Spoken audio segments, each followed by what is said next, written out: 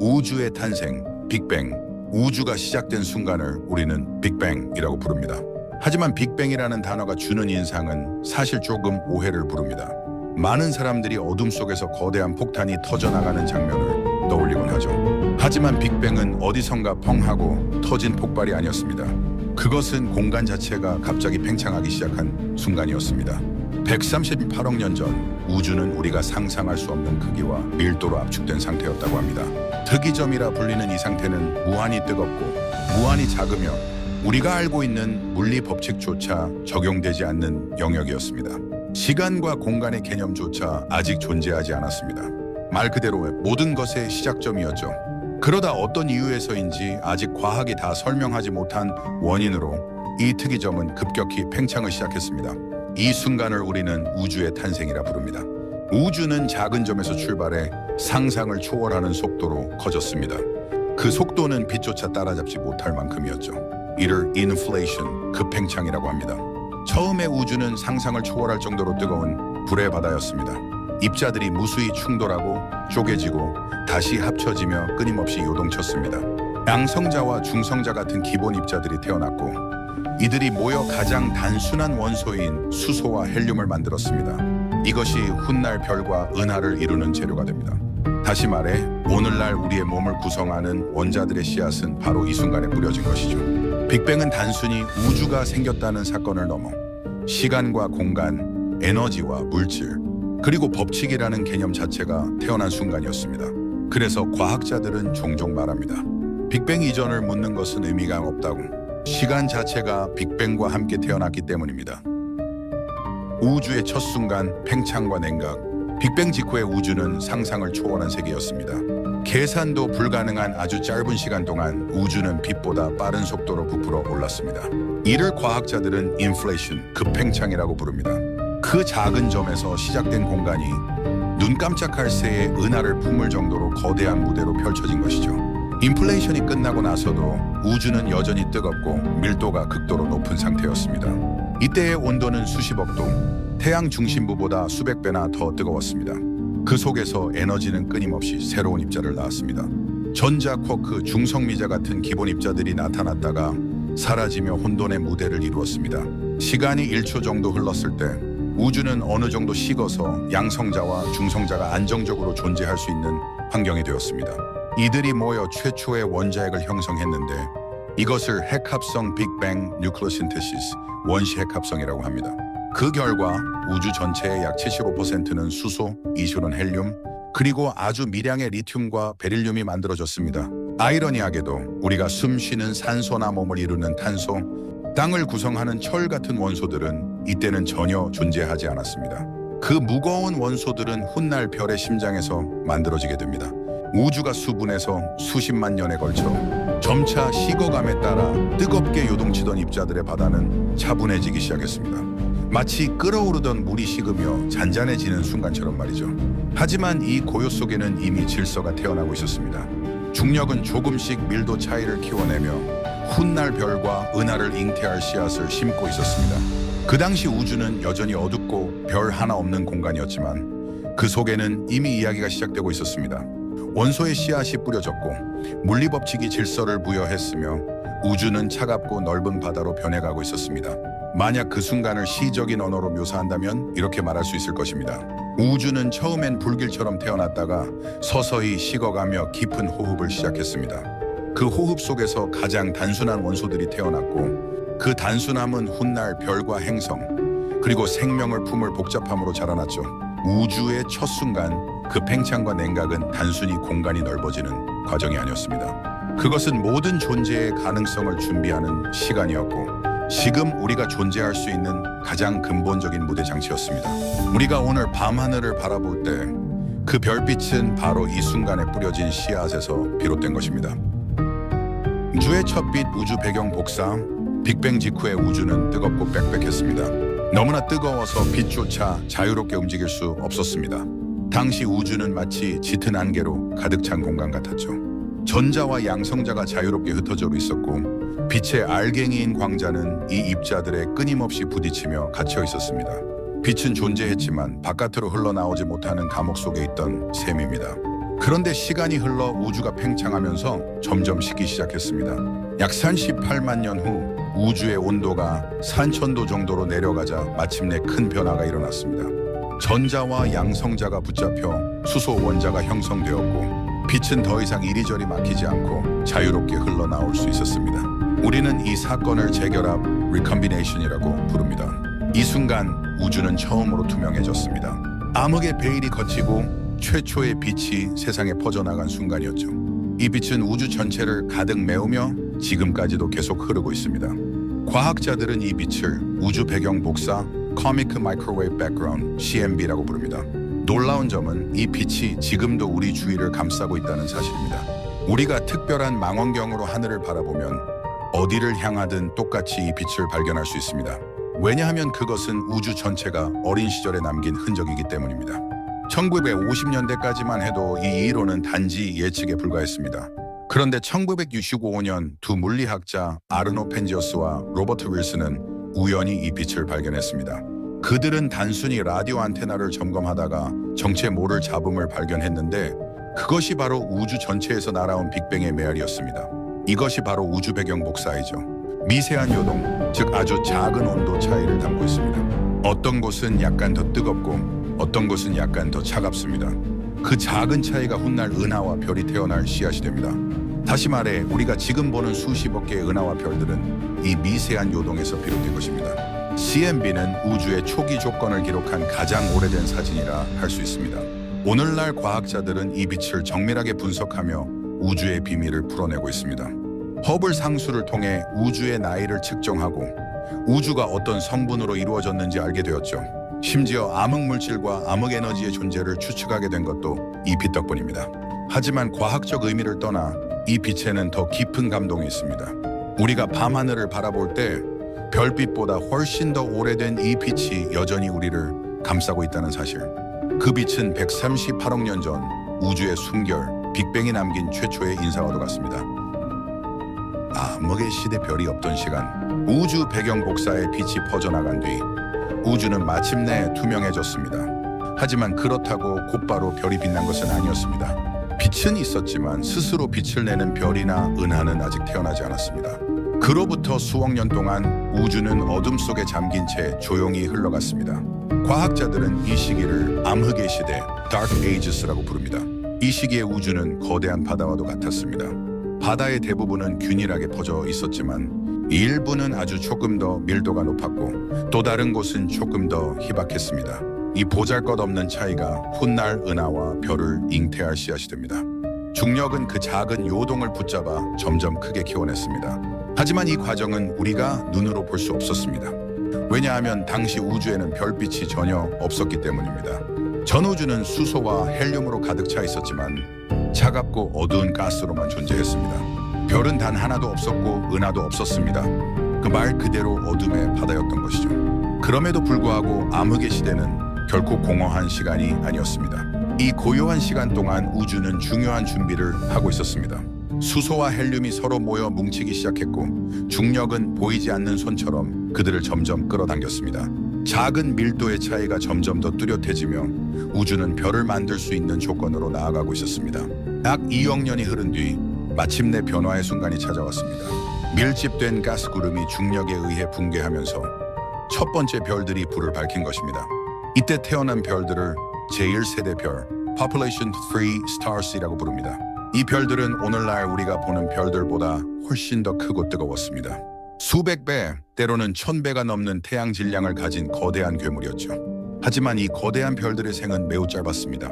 겨우 수백만 년을 살고는 초신성으로 폭발했습니다. 그리고 그 폭발 속에서 철, 탄소, 산소 같은 무거운 원소들이 만들어져 우주에 흩뿌려졌습니다. 아이러니하게도 우리가 숨쉬는 공기 속의 산소, 우리의 뼈를 구성하는 칼슘, 지구를 이루는 철조차도 이 최초의 별들의 죽음을 통해 태어난 것입니다. 우리는 별의 재로 이루어졌다는 말은 바로 여기서 비롯된 진실입니다. 암흑의 시대는 이렇게 끝났습니다. 최초의 별들이 불을 밝히자 우주는 다시 빛으로 물들었습니다. 이 시기를 과학자들은 제2온화 시대, Epoch of Reionization,라고 부릅니다. 별빛은 수소 가스를 분리시키며 우주를 점점 더 투명하게 만들었고 마침내 은하와 별들이 자유롭게 빛나는 무대가 열리게 된 것입니다.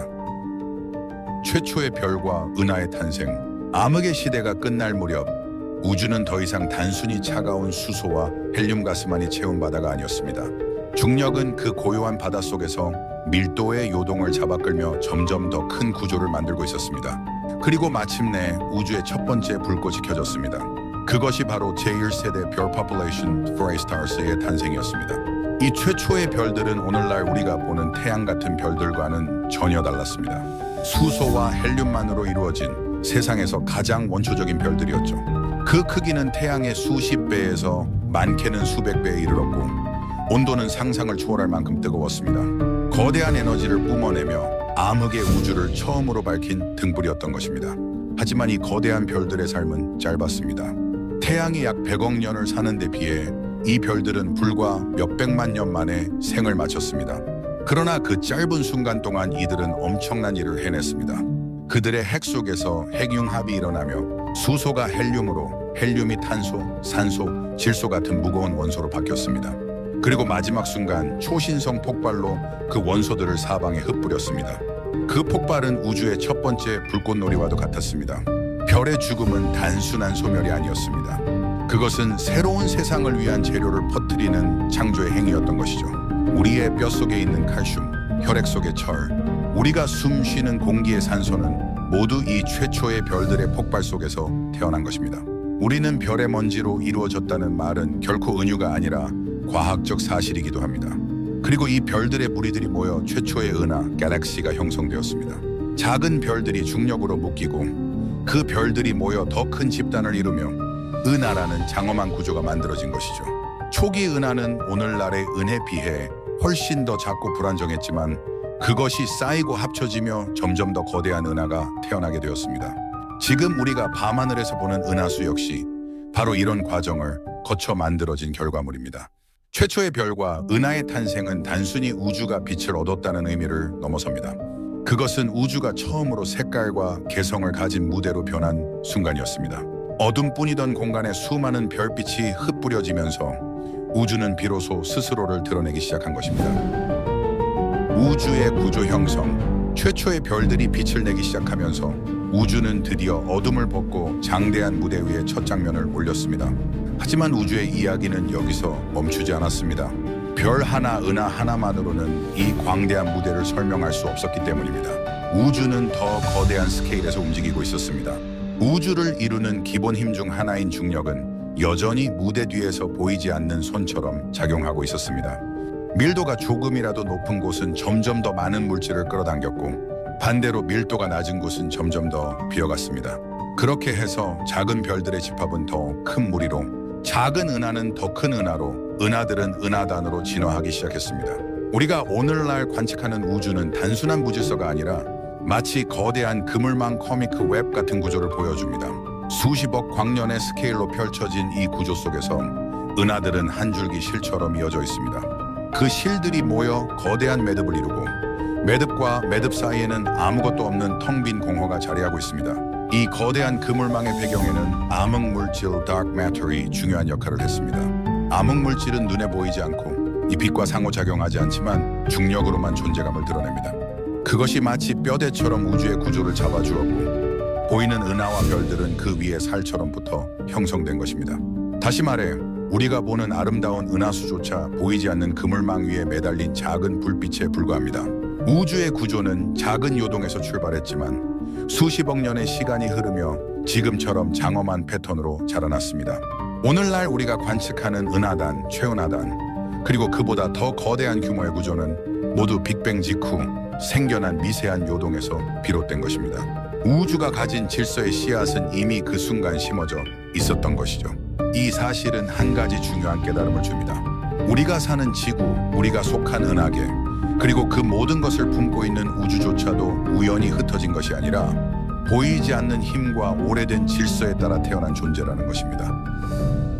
현재의 우주, 팽창하는 공간, 오늘날 우리가 바라보는 우주는 끊임없이 움직이고 있습니다. 1929년 천문학자 에드윈 허블은 은하들이 우리로부터 멀어지고 있다는 사실을 발견했습니다. 은하가 멀리 있을수록 더 빠르게 멀어지고 있었죠. 이 놀라운 관측은 우주가 정적인 무대가 아니라 끊임없이 팽창하는 존재임을 처음으로 증명했습니다.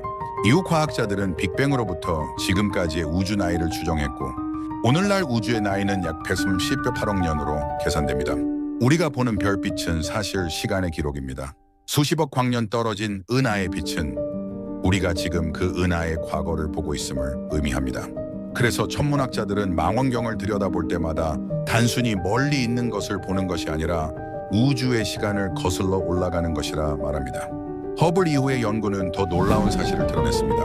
우주는 단순히 팽창하고 있는 것에 그치지 않고 그 속도가 점점 빨라지고 있다는 것입니다. 1990년대 후반 초신성을 관측한 천문학자들은 은하들이 예상보다 훨씬 빠른 속도로 멀어지고 있다는 사실을 발견했습니다. 이를 설명하기 위해 과학자들은 새로운 존재를 가정했습니다. 바로 다크 에너지입니다. 암흑 에너지는 아직 그 정체가 무엇인지 알 수 없지만 우주 전체 에너지의 약 70%를 차지하며 팽창을 가속하는 원동력으로 작용하고 있다고 여겨집니다. 우리가 볼 수 있는 별과 은하, 그리고 눈에 보이지 않는 암흑물질까지 합쳐도 전체 우주의 30%에 불과합니다. 나머지 대부분은 알 수 없는, 이름조차 붙이기 어려운 미지의 힘이 채우고 있는 셈입니다. 현재의 우주는 마치 거대한 풍선과도 같습니다. 시간이 흐를수록 더 크게 부풀어 오르고 그 위에 붙은 은하들은 서로 점점 더 멀어지고 있습니다. 언젠가는 너무 멀리 떨어져서 다른 은하의 빛조차 우리에게 닿지 못하게 될지도 모릅니다. 그때가 오면 인류가 올려다보는 하늘은 지금보다 훨씬 더 텅 빈 어둠일 것입니다. 그러나 지금 우리의 하늘은 여전히 별빛으로 가득합니다. 망원경을 통해 수십억 광년 떨어진 은하를 바라보면 그것은 우주의 과거가 우리 눈앞에 펼쳐진 장면입니다. 별빛 하나하나는 긴 여정을 건너와 지금 우리와 만난 것입니다. 우리가 보는 하늘은 단순한 현재가 아니라 시간과 공간이 겹쳐진 우주의 이야기책과도 같습니다. 우주의 미래, 끝없는 질문. 우주는 지금 이 순간에도 팽창하고 있습니다. 그리고 이 팽창은 점점 더 빨라지고 있죠. 그렇다면 이 끝없는 팽창의 여정은 어디로 향할까요? 인류는 오래전부터 이 질문을 던져왔습니다. 우주의 미래에는 여러 가지 가능성이 있습니다. 첫 번째는 열적 죽음, 히트 데스입니다. 우주가 계속 팽창하면서 별들은 연료를 다 태우고 하나둘씩 꺼져갑니다. 은하는 점점 멀어져 서로 닿지 못하게 되고 결국 밤하늘에는 더 이상 새로운 빛이 나타나지 않게 됩니다. 모든 에너지가 균일하게 퍼지며 더 이상 변화가 일어나지 않는 상태. 차갑고 고요한 암흑의 바다가 펼쳐지는 것입니다. 우주의 시간이 무한히 흐른 뒤 모든 것은 조용히 사라지는 운명에 닿을지도 모릅니다. 두 번째 가능성은 빅크런치입니다. 만약 우주의 팽창을 가속하는 힘보다 중력이 더 강해진다면 언젠가 팽창은 멈추고 반대로 수축을 시작할 수도 있습니다. 은하와 별 모든 물질이 서로를 끌어당기며 한 점으로 모여드는 순간 우주는 다시 특이점으로 돌아가 버릴 것입니다. 시작이 폭발이었다면 끝은 붕괴로 마무리되는 셈이죠. 그리고 어쩌면 그 붕괴가 또 다른 빅뱅을 불러와 새로운 우주를 시작하게 할지도 모릅니다. 세 번째 시나리오는 빅립입니다. 암흑 에너지의 힘이 지금보다 더 강해진다면 먼 미래에는 은하단, 은하, 별, 행성, 심지어 원자마저 찢어져 버릴 수 있습니다. 팽창은 단순히 공간을 넓히는 것을 넘어 모든 구조를 분리시키며 우주를 산산이 흩뜨려 버리는 것이죠. 이처럼 우주의 미래는 아직 확실하게 결정되지 않았습니다. 우리가 모르는 힘, 암흑 에너지의 본질이 무엇인지 밝혀내야만 그 결말을 조금 더 정확히 그려볼 수 있습니다. 하지만 분명한 사실은 우주의 시간은 인간이 상상할 수 없는 스케일로 흘러가고 있다는 점입니다. 우리가 살아가는 수십 년, 수백 년은 우주적 시간 속에선 한순간의 숨결에 불과합니다. 그럼에도 불구하고 우리는 이 거대한 질문을 멈추지 않습니다. 왜냐하면 우주의 끝을 묻는다는 것은 곧 우리의 존재를 묻는 것이기 때문입니다. 우리는 어디에서 왔고 어디로 가고 있는가?